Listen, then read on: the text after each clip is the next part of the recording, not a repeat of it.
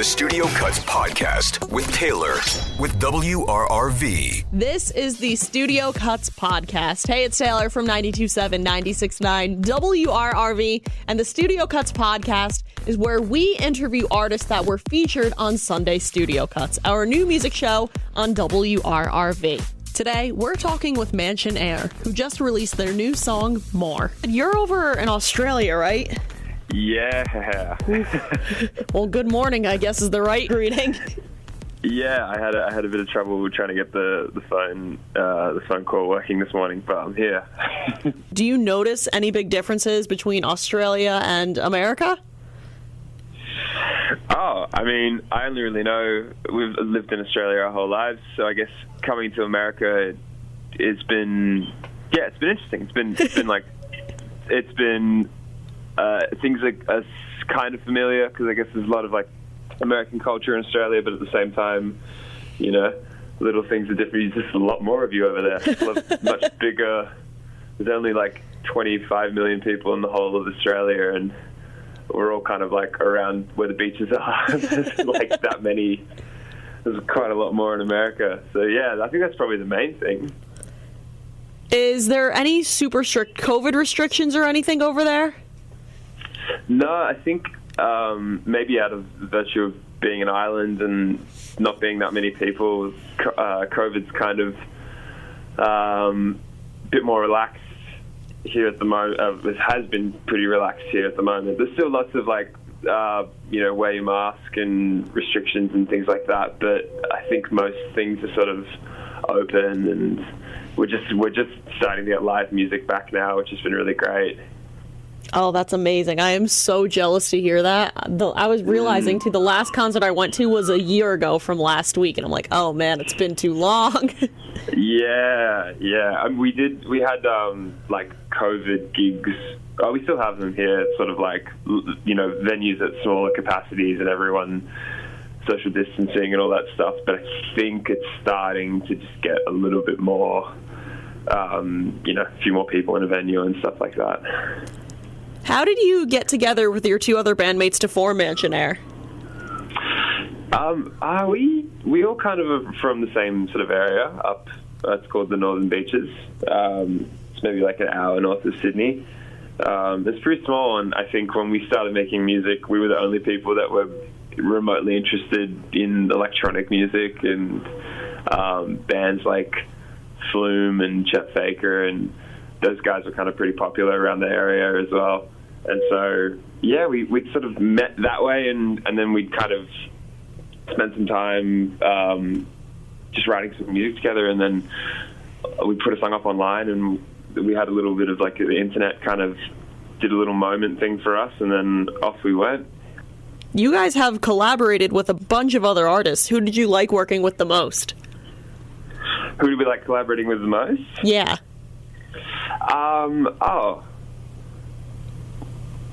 That's hard to pick. That's like favorite children sort of thing. Who do you like collaborating with the most? Or just a few of your favorites will work too. Yeah, well, I mean, we did a tour a couple of years ago in America, and we met a friend of ours now, this artist called Nombe, and we put out a song with him last year that it was just like one of those nice, like, you know, serendipitous moments where you meet this, you know, we met a couple of years ago, and we'd always kind of talked about making music together, and then during no touring and that whole period last year, we sent some songs back and forth, and then we had this song last year called Guillotine that came out that we've it was really nice. It was a really easy back and forth across the world collaboration sort of thing, which was great. Is there anyone you would like to collaborate with that you haven't yet already? Ooh, I want to do some, things that are a little less. I'd love to go over and spend some time in Nashville and do some writing, some more like some country writing, or like just, I don't know, things that sort of live outside of the world of Mansionair, because I feel like that's sometimes where like, the nuggets are, things you wouldn't necessarily expect. Yeah, that sounds like it could be a really awesome and interesting collaboration to work with some country artists. Yeah, you never know. It might be terrible, might be amazing. I know you said that COVID restrictions aren't super strict over there in Australia, but did the pandemic affect your ability to get together with your bandmates and make music? We had written a ton of music, I think, before the restrictions kind of kicked in. Like we'd be going down and writing. We sort of knew we were writing something. We were trying to just do tons of jams. We'd go rent Airbnbs and plug in all our gear and turn these poor people's living rooms into music studios. And then I guess when COVID the restrictions started hitting, we had all this music to work through anyway, which I think is quite an individual process. It was, just clicking through these big long sessions of all these jams we'd made. So it kind of got to by the time we had plenty of things to do regardless, and then we could kind of responsibly meet up when we need to just sort through things you need to be in the room together to do. Your most recent album, Shadowboxer, came out in 2019. Do you feel that your music now differs from then? Yeah. I mean, I think there's always going to be a natural bit of growth. I think we had been playing so many shows. When we wrote that album, we played maybe 50 shows in our whole band career, and now we've played significantly more. So I guess, so the next stuff is all quite influenced by just being bands and being more of a band, I think, and less of a electronic sort of synth heavy thing. There's still a lot of that, but I think we just played a lot more live, and so the music ends up lending itself to being a bit louder and a bit more suited to that world. And speaking of upcoming music, you guys just released your song More. What is this song about? This one was one of those songs that kind of just happened immediately. We wrote it within an hour or so. Everything was kind of done. It was one of those songs that just sort of fell together. They don't happen too often, so that was really, really special. But yeah, it's about just kind of being unsatisfied, but not really knowing that you're unsatisfied, and knowing that things ultimately, and it's just trying to get more and more things in life isn't going to be the way to kind of get there. And it's a bit of a the character in the song doesn't know that he actually, if he needed less, he might be happier. And just that forever pursuit of just getting more things. And once I get here, I'll be happy. And it's kind of just trying to suggest maybe that's not the case, which I think was something that we were feeling a little bit. We were just trying to sort of,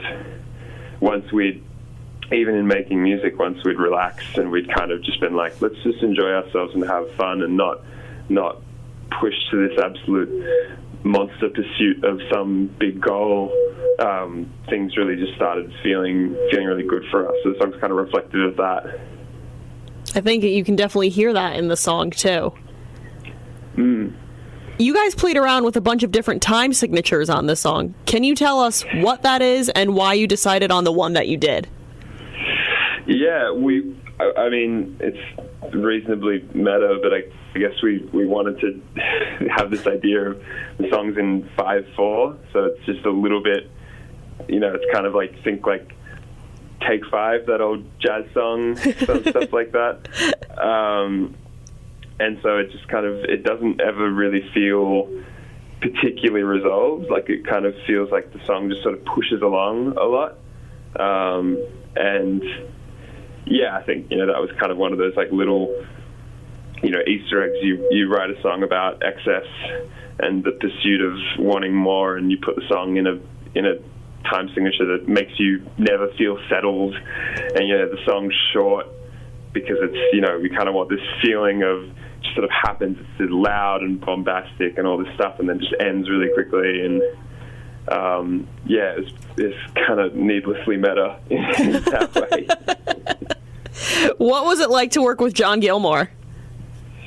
Yeah, we love John. Yeah, we've been working with him a bit. I mean, we're such a big fan of the stuff he does with the 1975, and we were so stoked when he said he'd be keen to work with us, and it was good. We were already doing stuff remotely, regardless, because he's over in London, and pre-COVID, we were already sort of kicking about. We were already working on more together. And so nothing had really changed for us. We would just keep kind of working in that way. Can we expect an album this year from you guys? I hope so. There's lots of music. There's lots of things happening. There's we've been very busy boys. So it's feeling very likely there'll be something. Well, I'm glad to hear. And if it's safe, can we expect some touring maybe over here in the U.S.? I think so, yeah. That's I mean, the second we can, that's the main, obviously needs to be safe and the right spot for everybody. But, yeah, we're starting to, we're trying to, like, build a whole new live show and do a big rework of how our live shows for us have been quite, important, that they feel like these big sort of cohesive performances and stuff, and we've started I guess thinking about ways to do that, so there's definitely on the cards. It's just the second that we can, we're there. I'm super excited to hear that. And my last question for you, if someone were to come to your city, what is the one thing they absolutely need to do? Oh, well, I live in Sydney, so we have beaches. That's our thing. It's beautiful here. There's all these little swimming holes. It's the one thing that I can, like, confidently be like, hey, if you come to Sydney, come for a swim. We'll take you to, all these little, like, swimming holes around the water and stuff like that. It's, like, needlessly typically Australian, but... if you got it, flaunt it, sort of thing. Well, I love it. Thank you so much for hanging out with me and the Studio Cuts podcast. Awesome. Thank you so much for having me. Make sure to check out More by Mansionair and keep an eye out for more new music. And don't forget to catch Sunday Studio Cuts, a new music show featuring all of the up-and-coming alternative music, hosted by me every Sunday at 10 p.m. on 92.7, 96.9 WRRV. Join us next week as we interview another up-and-coming alternative artist on the Studio Cuts podcast.